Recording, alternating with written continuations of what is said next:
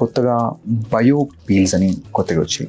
దీంట్లో కొన్ని రకాల కాంబినేషన్ ఆఫ్ పీల్స్ని మైక్రోనీడింగ్ చేసి దానిపైన మళ్ళీ పీల్ కూడా చేస్తాం. సో దట్ మనకు deeper layer plus top layer రెండు ఎఫెక్ట్ అవుతాయి. సో దాంతోపాటు ఆ పీల్ కూడా కొంచెం సెకండ్ లేయర్లోకి వెళ్ళి డిస్ట్రక్షన్ డీప్ అవ్వడం వల్ల బాగా డీప్ ఉన్న స్కార్స్ కూడా ఇంప్రూవ్ అవుతాయి.